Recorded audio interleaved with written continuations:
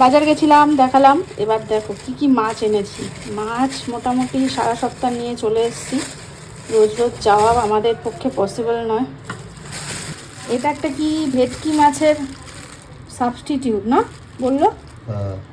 দেখা যাক খেয়ে, কি একটা যেন কাটা মাছ না কি মাছ বললো, নাম ভুলে গেছে। এই যে এরকম পিস, এই একটা মাছ।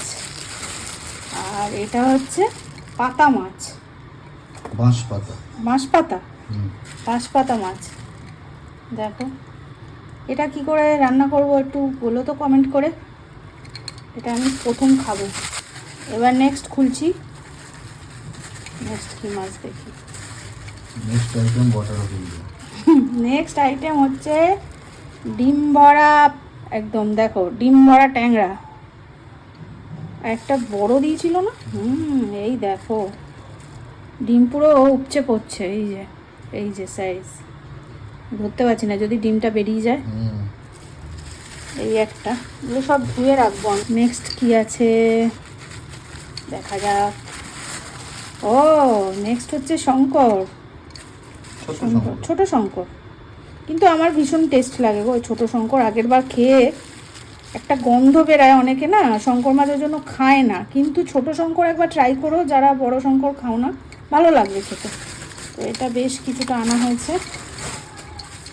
নেক্সট কি আছে, লোটে। লোটে করব ফ্রাই। এটা হচ্ছে কি মাছ, কি মাছ বর? চিতল মাছের মুইঠা। কিন্তু আমরা মুইঠা খাবো না, আমরা পেটি খাবো।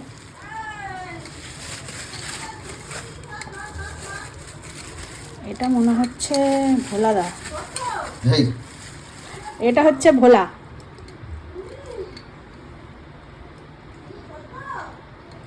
এটা হচ্ছে ভোলা, বড় বড় ভোলা।